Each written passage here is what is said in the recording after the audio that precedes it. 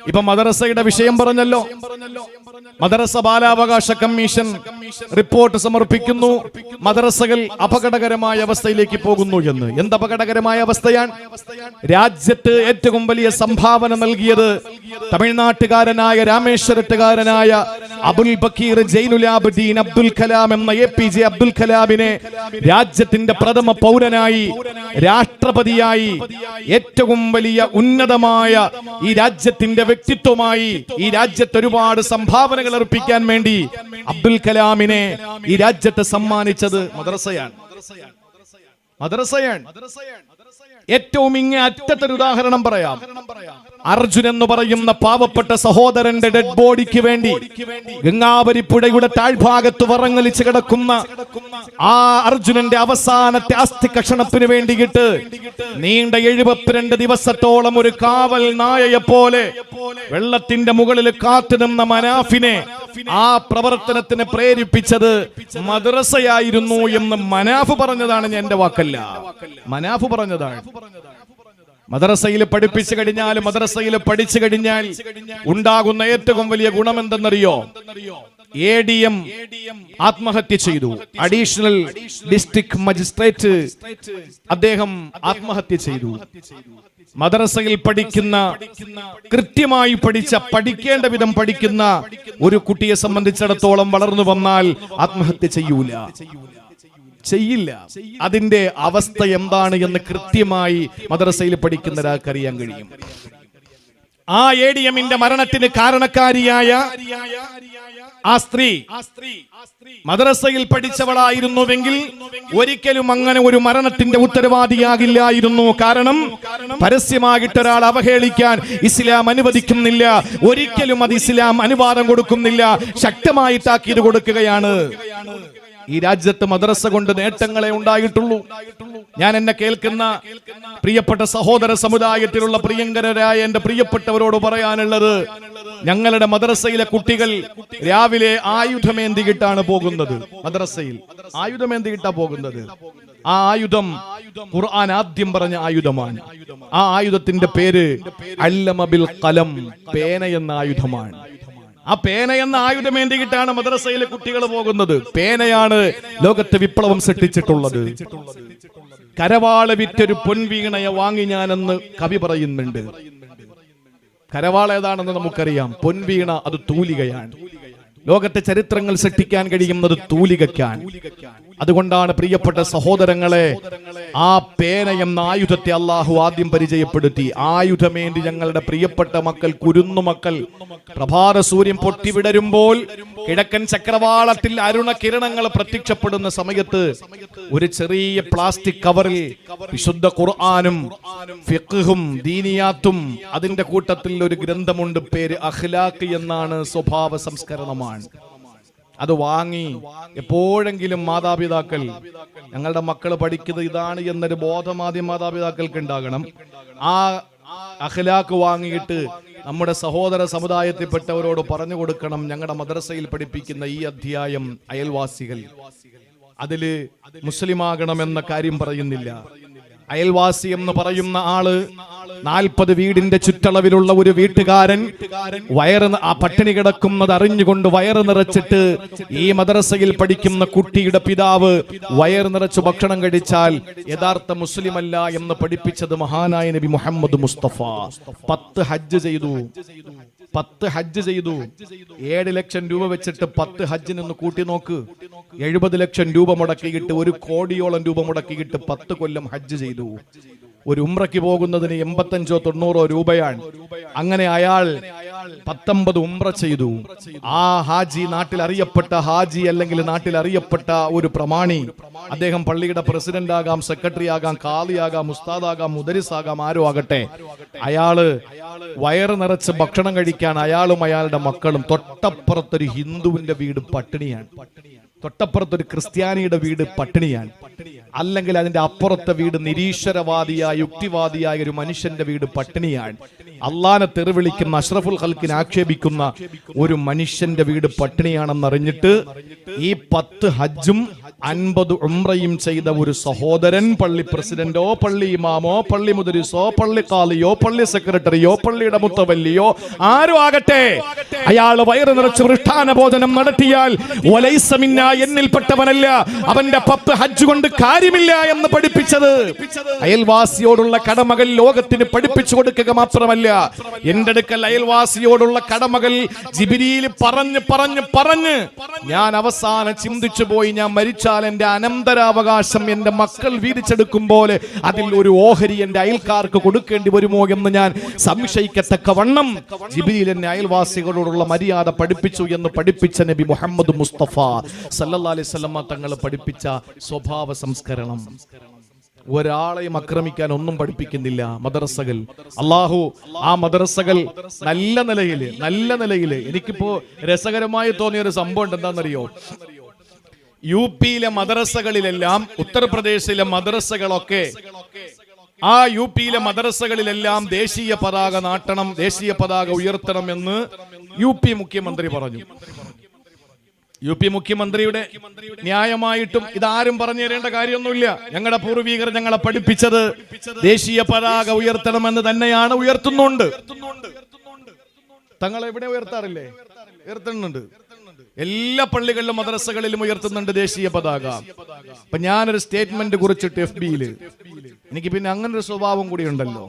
കാരണം അത് പലരും പറഞ്ഞു അത് ശരിയല്ല, ഞാൻ പറഞ്ഞു അതാണ് ശരിയെന്ന് എനിക്ക് ബോധ്യമുണ്ട്. അപ്പോ ഞാൻ ഒരൊറ്റ വരി കുറിപ്പെഴുതിയിട്ടു, ബുൾഡോസറിന്റെ കയ്യിരിക്കുന്ന മദ്രസകൾ ആദ്യം നിലത്തു വെക്ക്, അപ്പൊ അതിന്റെ മുന്നിൽ കൊടി ഉയർത്താം. കാരണം മദ്രസകളെല്ലാം ഉത്തർപ്രദേശിൽ JCB-യുടെ മണ്ടല ഇപ്പോഴും ഇരിക്കുന്നത്, ബുൾഡോസറിന്റെ മുകളിലാണ്. എല്ലാം ഇങ്ങനെ ഉയർത്തി വെച്ചുകൊണ്ടിരിക്കുകയാണ്. നമ്മളൊന്ന് ആലോചിച്ച് നോക്കിയ മദ്രസകളോടുള്ള ഇവരുടെ സമീപനം. ഇവിടുത്തെ ഹിന്ദു സഹോദരങ്ങൾ, എത്രയോ മക്കള് ഹിന്ദു പെൺകുട്ടികൾ മദ്രസയിൽ പഠിച്ചിട്ടുണ്ടെന്നറിയോ? അവർ നന്നായിട്ട് അറബി പഠിക്കുന്നുണ്ട്, ഖുർആൻ പഠിക്കുന്നുണ്ട്, മറ്റുള്ള വിഷയങ്ങൾ പഠിക്കുന്നുണ്ട്. ഞങ്ങൾ ഈ നാടൊക്കെ മുഴുവനും ഓടി നടക്കുന്നത് കൊണ്ട്, എല്ലാ നാടിന്റെ സ്പന്ദനങ്ങളും അറിയുന്നത് കൊണ്ട് പറയാൻ, ചിലപ്പോൾ പനൂരോ ചാത്തിനാങ്കുളത്തോ ഒന്നും അങ്ങനെ ഉണ്ടാവണമെന്നില്ല, പക്ഷെ പല സ്ഥലങ്ങളിലും മദ്രസയിൽ പഠിക്കുന്ന അമുസ്ലിം സഹോദരിമാര്, കുട്ടികൾ, പെൺകുട്ടികൾ, അതുപോലെ തന്നെ മക്കളുണ്ട്. എന്റെ പ്രിയമുള്ള സഹോദരങ്ങളെ, ശ്രദ്ധയോടെ നിങ്ങളൊന്ന് കേൾക്കണേ. അള്ളാന്റെ ഖുർആൻ പറയുകയാണ്, എല്ലാ മനുഷ്യരെയും അള്ളാഹുവിന്റെ സ്വർഗത്തിലേക്ക് കൊണ്ടുപോകുമെന്ന് ആരും വിശ്വസിക്കണ്ട. ഇന്ന് സ്വർഗസ്ഥനായ ഗാന്ധിജി എന്ന പുസ്തകം എഴുതുന്ന ആളുകളുണ്ട്. മദർ തെരേസ സ്വർഗത്തിലാണെന്ന് പറയുന്നവരുണ്ട്. രാഷ്ട്രപിതാവായ ഗാന്ധിജി സ്വർഗത്തിലാണെന്ന് പറയുന്നവരുണ്ട്. ആര് സ്വർഗത്തിൽ പോകുമെന്ന് നമ്മളോടല്ല പറഞ്ഞിട്ടുണ്ടോ? നമ്മളെ സ്വർഗത്തിൽ പോകുന്നതുമെന്ന് അള്ളാഹു പറഞ്ഞിട്ടുണ്ടോ? അഷ്റഫുൽ ഖൽക്കിന്റെ മുന്നിലേക്ക് കടന്നു വന്ന് ഞാൻ സ്വർഗത്തിലാണോ നരകത്തിലാണോ എന്ന് ചോദിക്കുന്ന സഹാബികളോട് 7 ആകാശങ്ങളുടെ മുകളിൽ നിന്ന് അള്ളാഹുവിന്റെ സന്ദേശം വരാറ് ഒരക്ഷരം പോലും ഉരിയാടാത്ത മഹാനായ ശാരിയെ നബി മുഹമ്മദ് മുസ്തഫ അവിടുന്ന് പോലും പറഞ്ഞിട്ടില്ല ആര് സ്വർഗത്തിലാണ്. അല്ല പറയാത്ത ഒരാളുടെ മുഖത്ത് നോക്കിയിട്ട് സ്വർഗം കൊടുക്കാൻ നബിതങ്ങൾക്ക് കഴിയില്ല. അതുകൊണ്ട് പ്രിയപ്പെട്ടവരെ, സ്വർഗത്തിലേക്ക് സർവ്വ ആളുകളെയും കൊണ്ടുപോകുമെന്നുള്ള ധാരണ മാറ്റി വെക്കണം. അല്ല പറയുന്നു ചില ആളുകളെ സ്വർഗത്തിലേക്ക് കൊണ്ടുപോകും. ലാക്കിന് പക്ഷേ അല്ലദീന തഖവ റബ്ബഹും ലഹും ജന്നാത്തുൻ തജ്രി മിൻ തഹ്തിഹൽ അൻഹാർ.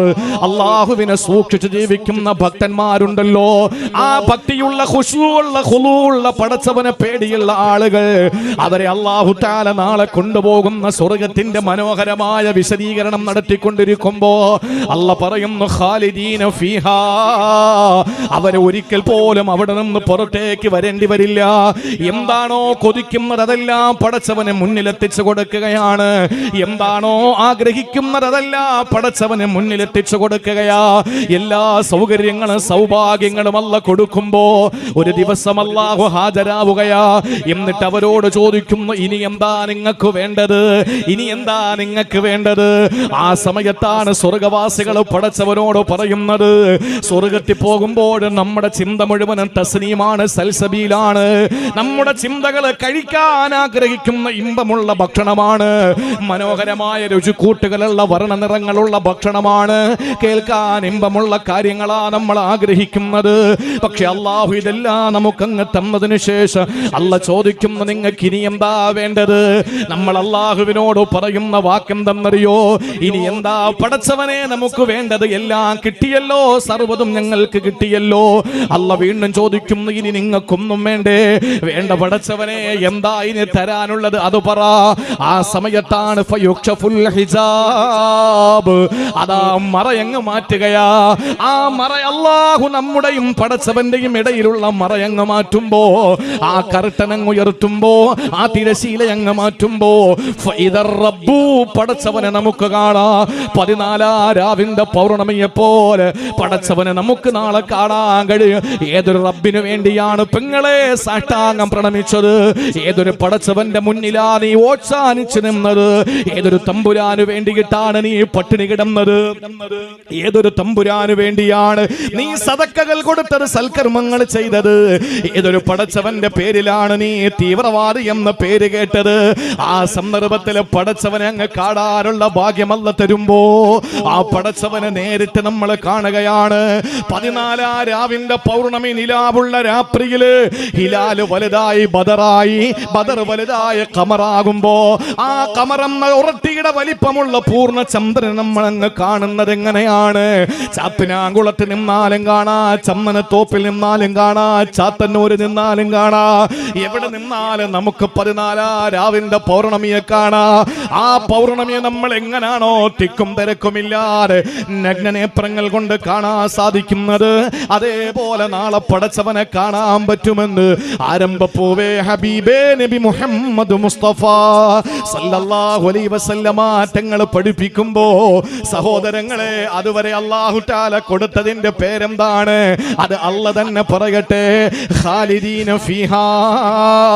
അതുവരെ കൊടുത്ത സകല സൗഭാഗ്യങ്ങളും അനുഗ്രഹങ്ങളുടെ പരദീസയും നുസുലം മിൻ ഇൻദില്ലാഹ്, പടച്ചവന്റെ ഒരു സൽക്കാരം മാത്രമാണ്, അല്ലാഹുവിന്റെ ഒരു സൽക്കാരം മാത്രമാണ്. കല്യാണം വിളിച്ചു, വീട്ടിൽ വന്നിട്ട് ഭാര്യയും കുടുംബവും കുടുംബസമേതം കല്യാണത്തിന് വരണമെന്ന് പറഞ്ഞു. അങ്ങനെ ഭാര്യയും മക്കളും നമ്മളുമായി നേരെ കല്യാണത്തിന് പോയി. കല്യാണത്തിന് അങ്ങോട്ട് കയറുമ്പോ തന്നെ ഇടതുഭാഗത്ത് കോഫി, ഇഷ്ടംപോലെ ചായ, അതിന് ഐറ്റംസ്, സ്നാക്സ്, എന്തെല്ലാം ഏതൊക്കെ ആഗ്രഹിക്കും അതെല്ലാം ഉണ്ട്. ഓരോ പണക്കാരന്റെയും പണക്കൊഴുപ്പ് കാണിക്കാൻ പറ്റുന്ന എല്ലാ കോലത്തിലും അവിടെ സംവിധാനിച്ചിട്ടുണ്ട്. എത്രയോ ഐറ്റം ചായ. അത് കഴിഞ്ഞ് വലതുഭാഗത്തേക്ക് പോകുമ്പോൾ ജ്യൂസിന്റെ ഒരു ഐറ്റമാണ്. ഏതൊക്കെ ദുനിയാവിൽ കിട്ടാൻ പറ്റുന്ന എല്ലാ ഫ്രൂട്ട്സിന്റെയും ജ്യൂസ്, അതും കുടിച്ച് അകത്തേക്ക് കയറുമ്പോഴാണ് പിന്നെ പറയണ്ട, കാളകൾ തിന്നുന്നത് പോലെ. അങ്ങനെയാണ് മുസ്ലിമീങ്ങളുടെ കല്യാണത്തിൽ അധികവും കാളകൾ തിന്നും പോലെ. ബൊഫെ അല്ല, എന്തു വേണോ നമുക്ക് കൊടുക്കാം. പണത്തിന്റെ കൊഴുപ്പനുസരിച്ച് ആരെ വേണോ സൽക്കരിക്കാം. ഒട്ടകത്തിനെ അറുക്കാം. അല്ല ഹലാലാക്കിയിരുന്നെങ്കിൽ ആനയെ അറുക്കാൻ കുഴപ്പമൊന്നുമില്ല, ഹലാലാക്കിയിരുന്നെങ്കിൽ. പക്ഷെ എല്ലാ നിലയിലുമുള്ള മട്ടനും ചിക്കനും ബീഫും ഒട്ടകവും കാടക്കോഴിയും ഒക്കെ സംവിധാനിച്ചു. ഇരുന്ന് കഴിക്കാനുള്ള 2 കസേരയും കൂടി ഇട്ട് കൊടുക്കാൻ നമുക്ക് അതിനോടൊരു മനസ്സ് വേണ്ടേ? കോടീശ്വരിയായ സിനിമാ നടി വരും, പക്ഷേ 250 രൂപ കൊടുത്തൊരു ബ്ലൗസ് അടിക്കാനുള്ള തുണി വാങ്ങാൻ അവളെ കയ്യിൽ കാശുണ്ടാവൂല. അതാണ് ഇന്നത്തെ അവസ്ഥ. അപ്പൊ വന്ന് സൽക്കാരത്തിന് വേറി ഭക്ഷണം കഴിച്ചു, ബിരിയാണി കഴിച്ചു, അത് കഴിച്ചു, ഇത് കഴിച്ചു, മന്തി കഴിച്ചു, ഒക്കെ കഴിച്ചു. എല്ലാം കഴിച്ച് പുറകുവശത്ത് കൈ കഴുകിയിട്ട് പുറത്തേക്ക് ഇറങ്ങുമ്പോ വീണ്ടും ഫ്രൂട്ട്സ്, അതുപോലെ തന്നെ അവിടെ വ്യത്യസ്തമായ രീതിയിലുള്ള ഐസ്ക്രീം, ഇതെല്ലാം അവിടെ സംവിധാനിച്ച് നമ്മൾ പോകാൻ വേണ്ടി വെളിയിലോട്ട് ഇറങ്ങി. ഞാനൊന്ന് ചോദിച്ചോട്ടെ, കല്യാണം എന്ന് പറയുന്നതിന്റെ ലക്ഷ്യം നമ്മൾ ഇതുവരെ കണ്ടോ? എന്തായിരുന്നു ലക്ഷ്യം? കല്യാണത്തിന് വന്ന് തിന്നാനല്ലല്ലോ. കല്യാണം എന്ന് പറഞ്ഞാൽ എന്താ യഥാർത്ഥത്തിൽ? എന്താ നിക്കാഹിന് കൂടിയില്ല. ഇനി പോട്ടെ, നിക്കാഹ് എന്നോ കഴിഞ്ഞതാണ്. പുതിയ പെണ്ണിന്റെയോ പുതിയ ആപ്പളയുടെയോ നവവരന്റെയോ നവവധുവിന്റെയോ ആ ഒരു സ്ത്രീകള് പെൺകുട്ടിയോട് അല്ലെങ്കിൽ പുരുഷന്മാര് പുതിയ ആപ്പളയുടെ കൈ പിടിച്ചിട്ട് ബാറക്കല്ലാഹു ലക്കുമാ വബാറക അലൈക്കുമാ വജമഅല്ലാഹു ബൈനക്കുമാ ഫീ ഖൈർ, കല്യാണത്തിന് പോകുന്നു. എന്നിട്ട് കഴിക്കുന്നു, വാരി തിന്നുന്നു, തിരിച്ചു വരുന്നു. മര്യാദ ഉണ്ടാകണം നമുക്ക്. പുതിയാപ്പളുടെ കൈ പിടിച്ചിട്ട് പുരുഷന്മാര് ബാറക്കല്ലാ, അള്ളങ്ങൾക്ക് ബറക്കത്ത് ചെയ്യട്ടെ, അപ്പോഴാണ് കല്യാണത്തിന്റെ ലക്ഷ്യം പൂർത്തിയാവുക. പുതിയ പെണ്ണിന്റെ കൈ പിടിച്ചിട്ട് പുതിയ പെണ്ണിനെ കാണാൻ വേണ്ടി വന്ന പെൺകുട്ടികൾ, സ്ത്രീകൾ ബാറക്കില്ല, അള്ളാഹു ബറക്കത്ത് ചെയ്യട്ടെ. ആര് പറയുന്നു? മരണ വീട്ടിൽ പോയി കഴിഞ്ഞാൽ ചോദിക്കുന്നുണ്ട്, എങ്ങനെയാ മരിച്ചത്, ജീവിച്ചിരിക്കുന്ന എങ്ങനെയാന്ന് ഇന്ന് വരെ ചോദിച്ചിട്ടില്ല. ആഹാരം ഉണ്ടായിരുന്നോ, വെള്ളം ഉണ്ടായിരുന്നോ, എങ്ങനെയാണ് മരുന്നൊക്കെ കറക്റ്റ് കിട്ടിയിരുന്നോ, ഇതൊന്നും ആർക്കും അറിയണ്ട. ചോദിക്കേണ്ടത് എങ്ങനെ മരിച്ചു. പോട്ടെ, മരണത്തിന്റെ കാരണമൊക്കെ പറഞ്ഞു. ഇന്നലെ രാത്രി കിടന്നതാണ്, നേരം വെളുത്ത് എഴുന്നേറ്റില്ല, അല്ലെങ്കിൽ അങ്ങോട്ട് ഇറങ്ങി വണ്ടി ഇടിച്ചു മരിച്ചു, അങ്ങനെയൊക്കെ കാര്യങ്ങളൊക്കെ പറഞ്ഞു. എന്താണ് മരണ വീട്ടിൽ പോയാൽ ഏറ്റവും പ്രധാനപ്പെട്ട ലക്ഷ്യം? ആ മയ്യത്തിന്റെ ഏറ്റവും അടുത്ത ബന്ധുക്കളോട് അഅലമല്ലാഹു അജ്റക വഹസന അസാഅക വഗഫറ ലിമയ്യിതിക എത്ര പേര് പറഞ്ഞിട്ടുണ്ട്? ഇരിക്കുന്നവരിൽ എത്ര പേര് പറഞ്ഞിട്ടുണ്ട്? മരണത്തിന് പോയോ? ഓ പോയി. അതിന്റെ ലക്ഷ്യം ഇതുവരെ നിങ്ങൾ കണ്ടിട്ടില്ല. പോട്ടെ, മരണം നമ്മുടെ വിഷയമല്ല. കല്യാണത്തിന്റെ ഭക്ഷണം കഴിച്ച്, കല്യാണത്തിന്റെ ജ്യൂസ് കുടിച്ച്, ഐസ്ക്രീം കുടിച്ച്, ചായ കുടിച്ച്, എല്ലാ കാര്യങ്ങളും കഴിഞ്ഞിട്ട് പുറത്തേക്ക് ഇറങ്ങി. ഇതിന്റെ പേര് സൽക്കാരം. ഇതിന്റെ പേര് സൽക്കാരം. നിക്കാഹിൽ പങ്കെടുക്കൽ ലക്ഷ്യം അല്ലേ? എന്നാ നിങ്ങൾ കേട്ടോ, സ്വർഗത്തിൽ കള്ളാറ്, പാലാറ്, തേനാറ്. വിവരം കെട്ടവര് പലതും പറയും, അതൊന്നും നമ്മൾ വിഷയാക്കണ്ട. വിവരം കെട്ടവരെന്തോ പറഞ്ഞോട്ടെ. ഒരുപാട് മോശപ്പെട്ട കാലത്തിലാണ് നമ്മളുള്ളത്. ഇന്നിപ്പോ ഏറ്റവും ലേറ്റസ്റ്റ് ആയ ഒരു വാർത്ത, പാവം, ചിത്രത്തിൽ പോലും ഇല്ലാത്തൊരു മഴതനി, ഒരു പാവപ്പെട്ട സാധുവായ ഒരു മനുഷ്യൻ അനുഭവിക്കാൻ കഴിയുന്നതിന്റെ അങ്ങേയറ്റം അനുഭവിച്ചു. തന്റെ യൗവനം മുഴുവനും കാരിരുമ്പഴികൾക്കുള്ളിൽ അദ്ദേഹം അർപ്പിച്ചു. ആ നിലയിൽ പീഡന പർവങ്ങൾ ഏറ്റുവാങ്ങി ഒരു വലിയ ആജാനബാഹുവായിരുന്ന ആ മനുഷ്യൻ ഇന്ന് ശോഷിച്ച് ഒരു അസ്ഥിപഞ്ചരമായി തിരിച്ചെത്തിയപ്പോൾ വീണ്ടും പിടാതെ അദ്ദേഹത്തിന്റെ പിന്നാലെ കൂടുകയാണ്. നമ്മളൊന്ന് ആലോചിച്ച് നോക്കണം. ഒരു ഗ്രന്ഥവുമായി ബന്ധപ്പെട്ട് അദ്ദേഹമാണ് കേരളത്തിൽ തീവ്രവാദം വളർത്തിയതെന്ന് പറയുന്നു. അദ്ദേഹം തീവ്രവാദം, ഞാൻ രാഷ്ട്രീയം പറയുന്നതല്ല, അദ്ദേഹം തീവ്രവാദം എങ്ങനെയാണ് വളർത്തുക? അടിച്ചമർത്തപ്പെടുന്ന മനുഷ്യ വിഭാഗത്തിന്റെ, ദളിത് വിഭാഗത്തിന്റെ, ന്യൂനപക്ഷ വിഭാഗങ്ങളുടെ ആ വിഷമങ്ങൾ, അവരുടെ അനുഭവങ്ങൾ ഉറക്കെ ഒന്ന് വിളിച്ചു പറഞ്ഞു എന്നൊരു തെറ്റേ അദ്ദേഹം ചെയ്തിട്ടുള്ളൂ. അതൊരു തെറ്റാണ് എന്ന് ലോകത്താരും പറയുകയുമില്ല. പക്ഷേ അദ്ദേഹം അത് തെറ്റാണ് എന്ന് വിളിച്ചു പറഞ്ഞു. രാജ്യത്തിന്റെ വിവിധ ഭാഗങ്ങളിൽ നടക്കുന്ന എല്ലാ കലാപങ്ങളെയും അദ്ദേഹം ഉറക്കെ തന്റെ വേദികളിൽ വിളിച്ചു പറഞ്ഞു. എന്നിട്ട് മുസ്ലിം ചെറുപ്പക്കാരെ ദീനിലേക്ക് അടുപ്പിക്കുകയും ആ ദീനിൽ അടിയുറച്ചു നിന്നുകൊണ്ട് അതിനെ ശക്തമായ രീതിയിൽ എതിർക്കണം, പ്രതിരോധിക്കണമെന്ന് പഠിപ്പിച്ചു. അല്ലാതെ അക്രമം അഴിച്ചു വിട്ടതല്ല. ഇതിന്റെ പിന്നിൽ ഞാൻ മനസ്സിലാക്കിയത്, ആ ഗ്രന്ഥത്തിന് 50,000 കോപ്പി അധികം വിൽക്കും. കാരണം ഇപ്പൊ എല്ലാവർക്കും ആ ഗ്രന്ഥത്തിൽ എന്താ പറയുന്നതെന്ന് അറിയാനുള്ള ജിജ്ഞാസയായി. 50,000 കോപ്പി അധികം പോകേണ്ടി വരും. ആ നിലയിൽ ഒരു ബിസിനസിന്റെ ഒരു വഴിയായിരുന്നോ എന്ന് എനിക്കൊരു സംശയമുണ്ട്. ഏതായിരുന്നാലും കാലഘട്ടം വളരെ മോശമാണ് എന്ന തിരിച്ചറിവ് എനിക്കുണ്ട്, നിങ്ങൾക്കുണ്ട്. ചെറുപ്പക്കാരെ, അള്ളാഹുവിന്റെ ദീൻ മുറുകെ പിടിച്ചോ. ഇനി ഈമാനില്ലാതെ ആർക്കും രക്ഷപ്പെടാൻ കഴിയില്ല.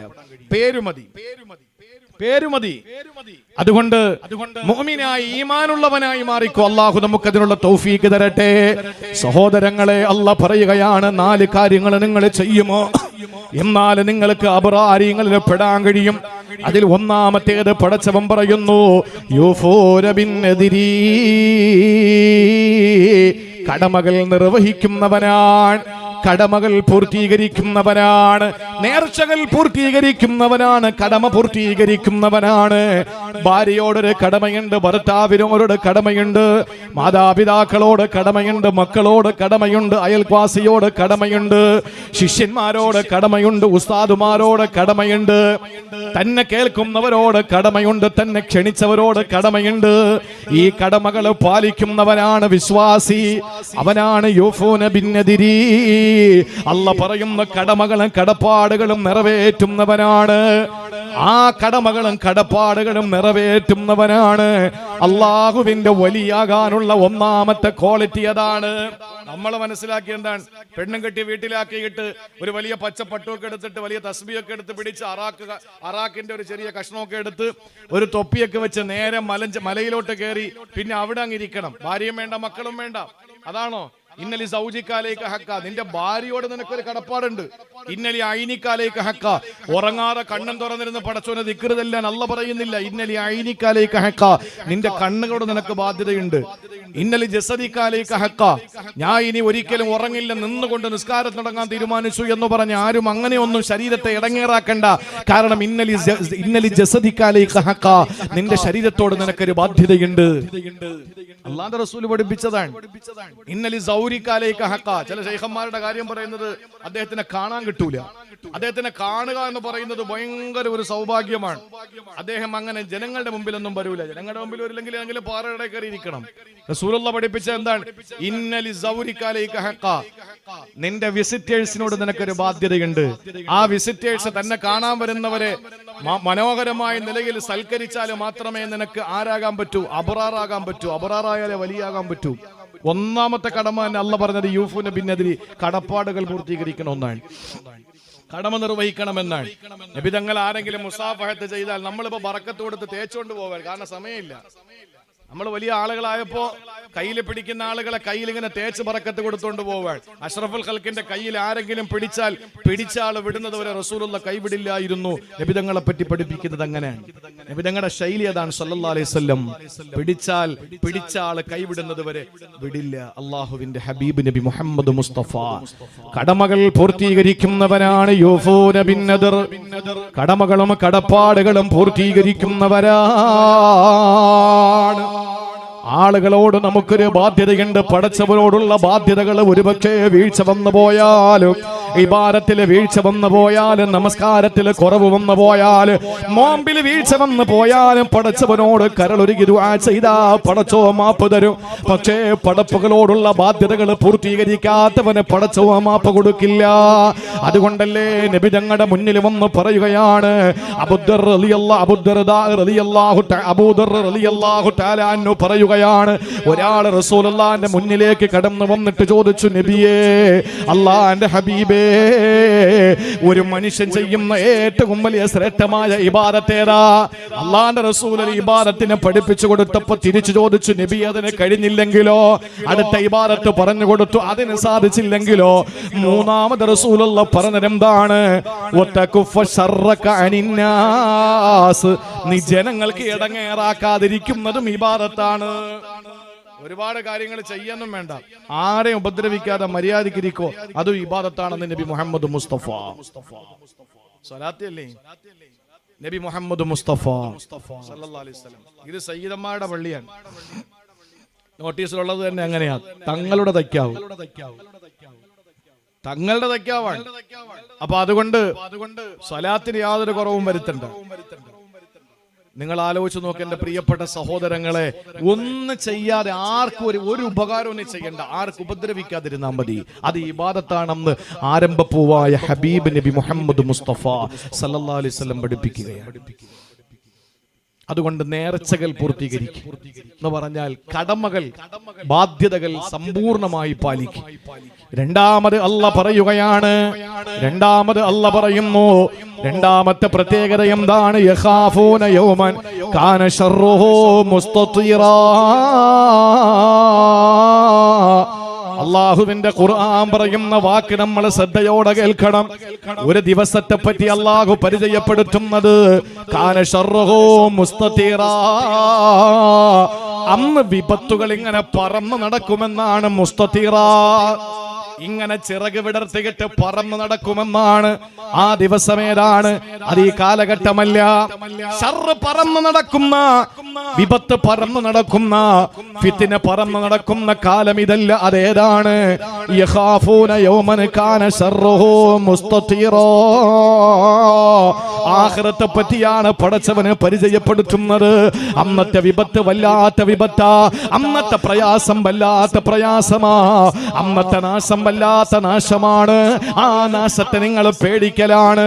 ചോദിക്കട്ടെ ചാത്തിനാങ്കുളത്തുകാരാ, ആഖിറത്തെ പറ്റി നിങ്ങൾക്ക് വല്ലതും അറിയോ?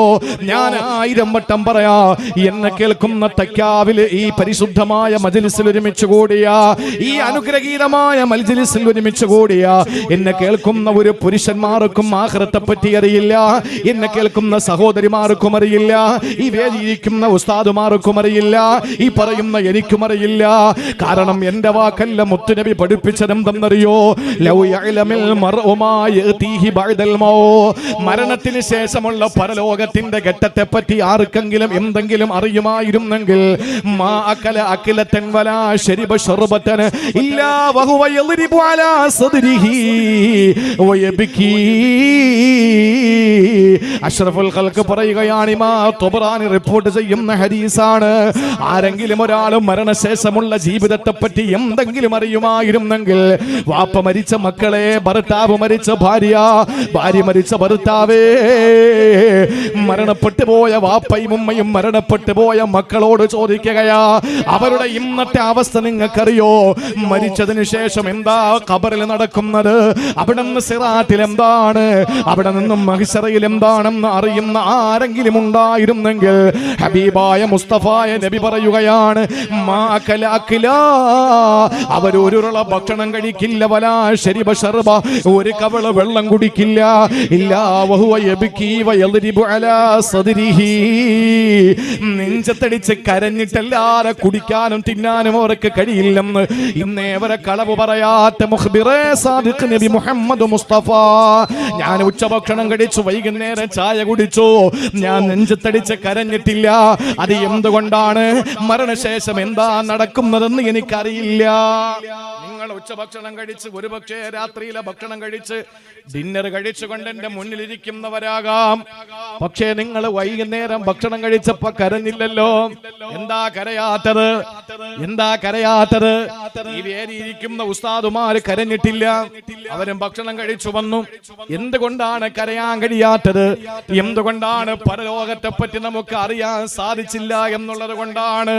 അതുകൊണ്ട് പരലോകത്തെ പറ്റി നമ്മൾ അറിഞ്ഞിരുന്നെങ്കിൽ, ആ അറിയിപ്പ് നമുക്ക് അല്ലാഹു തരുമ്പോ, പടച്ചതമ്പുരാന്റെ അള്ളാന്റെ ഹബീബിന്റെ നാവിലൂടെ ലോകത്ത് പഠിപ്പിക്കുമ്പോ, അത് അറിയേണ്ട വിധം നമ്മൾ പഠിച്ചിട്ടില്ല. പഠിച്ചിരുന്നുവെങ്കിൽ നമ്മൾ വെള്ളം കുടിക്കില്ല, ഒരു തുള്ളി വെള്ളം നമ്മൾ കുടിക്കില്ല, ജനപാനം നടത്തില്ല, ഒരു കവള് ഭക്ഷണം നമ്മൾ കഴിക്കില്ല. കരഞ്ഞിട്ടും നെഞ്ചത്തടിച്ചിട്ടുമല്ലാതെ കഴിക്കാനും കുടിക്കാനും കഴിയില്ലെന്ന് നബി മുഹമ്മദ് മുസ്തഫ. ആ ദിവസത്തെയാണ് പേടിക്കേണ്ടത്. യഖാഫൂന യൗമൻ കാന ശർറുഹു മുസ്തതീറാ. ഇങ്ങനെ ശർറ് പറന്ന് നടക്കുന്ന ദിവസത്തെ പേടിക്കലാണ്. വിശദീകരിക്കുന്നില്ല. മൂന്നാമതായിട്ട് ഖുർആൻ പറയുന്നു, മൂന്നാമതായിട്ട് നമ്മൾ ചെയ്യേണ്ടത് എന്തെന്നറിയോ? ആഖിറത്തെ പറ്റി ഭയമാണ് രണ്ടാമത്തേത്. ഒന്ന് ഇബാദത്തുകൾ, അഥവാ പൂർണ്ണമായി നമ്മൾ ചെയ്യുന്ന കടമകൾ. ഇനി മൂന്നാമത് അല്ലാഹു പറയുന്നത്, വയുതഇമൂന തുആമ അലാ ഹുബ്ബിഹി മിസ്കീനൻ വയതീമൻ വഅസീറാ. വിശക്കുന്നവന് ഭക്ഷണം കൊടുക്കണം. ഔലിയാക്കൾ എന്ന് പറഞ്ഞാൽ അവര് സ്വന്തമായി കഴിച്ചിട്ട് മറ്റുള്ളവരെ പരിഗണിക്കാത്തവരൊന്നും അല്ല. ഔസുൽ അഅ്ലമിന്റെ ഒരു വാക്ക് മാത്രം മതി നമുക്കത് മനസ്സിലാക്കാൻ. ഔസുൽ അഅ്ലം എന്താ പറഞ്ഞത്? ഫതഷ്തുൽ അഅമാല കുല്ലഹ. ഇസ്ലാമിന്റെ കർമ്മ അനുഷ്ഠാനങ്ങളെ മുഴുവനും ഞാൻ തലനാരിഴ പരിശോധന നടത്തിയപ്പോൾ ഫമാ വജത്തു അഫ്ളല മിൻ ഇത്ആമി തആം. ഭക്ഷണം കൊടുക്കുന്നതിനോളം പുണ്യമുള്ള അമല് ഇസ്ലാമിന്റെ അനുഷ്ഠാനങ്ങളിൽ ഞാൻ കണ്ടിട്ടില്ല. ഇസ്ലാമിന്റെ അനുഷ്ഠാനങ്ങൾ ഞാൻ കണ്ടിട്ടില്ല. ഏറ്റവും ശ്രേഷ്ഠമായ അമല് ഞാൻ മനസ്സിലാക്കിയത് ഭക്ഷണം നൽകലാണ്. ഭക്ഷണം കൊടുക്കണം. ആർക്ക്? ആർക്ക്? ഞാൻ ഒരു ചെറിയ കാര്യം പറയട്ടെ. ചെറിയൊരു കാര്യം ഞാൻ പറഞ്ഞു തരാം. വലിയ പണക്കാരുടെ കല്യാണം വിളിക്കുന്ന ആരെയാണ്? സമ്പന്നന്മാരുടെ കല്യാണം വിളിക്കുന്നത് ആരെയാണ്? ഒരു ജില്ലയില്, ഞാൻ ആ ജില്ല പറയുന്നില്ല തൽക്കാലം, ലൈവ് ഉള്ളത് കൊണ്ടാണ്, പേടിച്ചിട്ടല്ല, ആവശ്യമില്ലാത്തത് കൊണ്ട്. ആ ജില്ലയിൽ ഞാൻ പ്രസംഗിക്കാൻ എഴുന്നേൽക്കുന്നതിന് മുമ്പ് ഉദ്ഘാടനം ചെയ്തത് ഒരു MLA ആണ്. അദ്ദേഹം പ്രസംഗത്തിൽ പറഞ്ഞത്, ഈ നാട്ടിലെ ഒരു പ്രമുഖനായ വ്യവസായി എന്നെ കല്യാണം വിളിച്ചു. കല്യാണം വിളിച്ചപ്പോ ഞാൻ പറഞ്ഞു അന്ന് സഭയുള്ള ദിവസമാണ്, വരാൻ പറ്റൂല. അപ്പൊ അദ്ദേഹം പറഞ്ഞു വന്നില്ലെങ്കിലും കുഴപ്പമില്ല, എന്റെ വീട്ടിന്റെ മുമ്പിൽ ആ നൈം ബോർഡുള്ള വണ്ടി ഒന്ന് ഇട്ടേക്കണം, അതാണ് എന്റെ ആഗ്രഹം എന്ന് പറഞ്ഞാൽ മോളെ കല്യാണത്തിന് മന്ത്രിമാരുടെ വണ്ടി, MLA-മാരുടെ വണ്ടി, അതിങ്ങനെ വീട്ടുമുറ്റത്ത് കിടക്കുന്നത് വലിയ ആഗ്രഹമാണ്. വിശക്കുന്നവനെ കല്യാണത്തിന് വിളിക്കൂല, വയറ് നിറഞ്ഞവനെ മാത്രം കളിക്കുന്ന കല്യാണമാണ് ഇന്നത്തെ കല്യാണങ്ങൾ. ആർക്കും വേണ്ടാത്തൊരു സമൂഹമാണ് പാവപ്പെട്ടവർ. അവരാരും കല്യാണത്തിനും വിളിക്കില്ല, അവർക്ക് ഭക്ഷണവും കൊടുക്കില്ല. വിളിക്കുന്നത് ആരെയാണ്? നല്ല പളപളപ്പുള്ള. ഇതിനെ നല്ല ബുദ്ധിജീവികൾ പരിചയപ്പെടുത്തുന്ന എങ്ങനെയാണെന്നറിയോ? പൊരിക്കാത്ത പപ്പടവും പൊരിച്ച പപ്പടത്തോടാണ്. ഈ പാവപ്പെട്ടവൻ പൈസ ഒന്നും ഇല്ലാത്തവൻ പൊരിക്കാത്ത പപ്പടം പോലെയാണ്. പൊടിയും പിടിച്ച് എടുത്തിട്ട് അവിടെ കിടക്കും, അപ്പുറത്തെടുത്തിട്ട് അവിടെ കിടക്കും, അവിടെ നിന്ന് എടുത്തിട്ട് അവിടെ കിടക്കും. അതാണ് പൊരിക്കാത്ത പപ്പടം, അല്ലേ? പൊടിയും പിടിച്ച് ഒരു കാണാൻ രസവും ഇല്ല, ഒന്നുമില്ല. പൊരിച്ച പപ്പടമാണെങ്കിലോ നല്ല ഗോൾഡൻ കളർ, തൊട്ടാൽ പൊളപൊള ശബ്ദം, കാണാൻ എന്ത് മൊഞ്ചാണ്, എടുത്തു വെച്ചാൽ എന്തൊരു ഗമയാണ്. പക്ഷേ നിങ്ങൾ ആലോചിച്ച് നോക്കൂ, ഈ പൊരിക്കാത്ത പപ്പടം 10 നില കെട്ടിടത്തിന്റെ മുകളിൽ നിന്നെടുത്ത് താഴെ എറിഞ്ഞാലും അതിന് ഒരു ദോഷം ഉണ്ടാവില്ല, അങ്ങനെ തന്നെ നിലത്ത് കിടക്കും. പക്ഷേ 1 നില കെട്ടിടത്തിന്റെ മുകളിൽ നിന്നും എടുത്തെറിയണ്ട, ഇരിക്കുന്ന പ്ലേറ്റിൽ നിന്ന് ചോറിന്റെ മുകളിൽ ഇരിക്കുന്ന പപ്പടം അറിയാതെ കയ്യൊന്ന് തട്ടി ആ തീൻമേശയിലൊന്ന് വീണാ മതി, പപ്പടം 10 കഷ്ണാവും, അല്ലേ? പൊരിച്ച പപ്പടം. നാശം എപ്പോഴും പണക്കാരനാ. പാവപ്പെട്ടവന് കോവിഡ് വന്നാലും പ്രശ്നമല്ല, എന്ത് വന്നാലും അവന് പ്രശ്നമല്ല. കാര്യം എന്താ? അവനിൽ നഷ്ടപ്പെടാൻ ഒന്നുമില്ല. വിശക്കുന്നവനെ മാറ്റി നിർത്തുകയാണ്, വയറ് നിറഞ്ഞവനെ മാത്രം വിളിച്ചിട്ട് ഭക്ഷണം കൊടുക്കുന്ന കല്യാണങ്ങളായി സൽക്കാരങ്ങളായി മാറുന്നു. അതിൽ കാര്യമില്ല പ്രിയപ്പെട്ടവരെ. അല്ല പറയുകയാണ് ഭക്ഷണം കൊടുക്കേണ്ടത് ആർക്കാണ്?